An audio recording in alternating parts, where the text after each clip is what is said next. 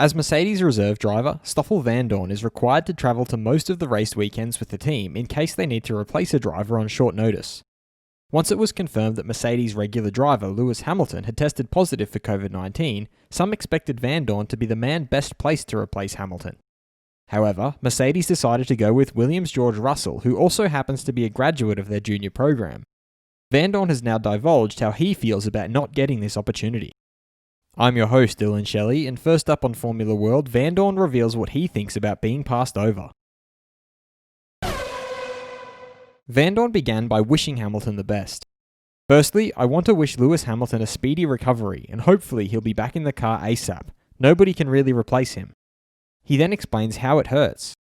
Obviously, I'm disappointed not to get the chance to drive for Mercedes this weekend. After having spent the year travelling to all F1 races and dedicating so much time, physical training, commitment to this program, it hurts. He, however, is respectful of Mercedes' decision to go with Russell. On the other hand, I respect the choice of putting George Russell in the car. He has been one of the standout drivers and he fully deserves this opportunity. He signed off by explaining how this just motivates him to do better.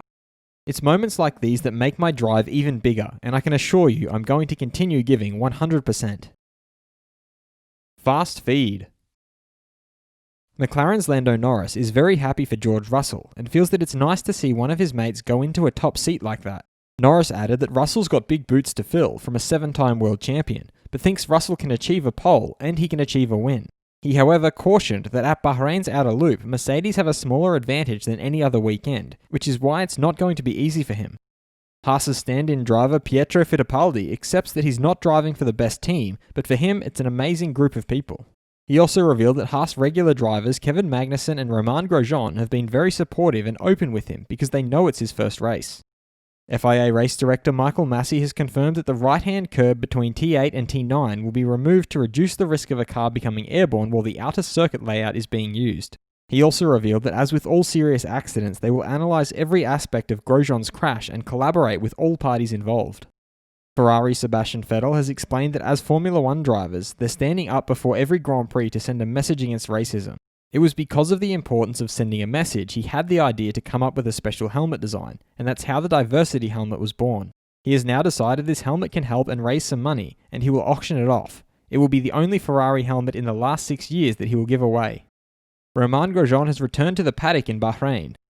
His teammate Kevin Magnussen will drive in the IMSA Sports Car Championship next year. And trackside director at Mercedes Andrew Chauvelin feels that if the race had resumed after the late safety car in Bahrain with 3 laps to go, Lewis would have probably been in trouble.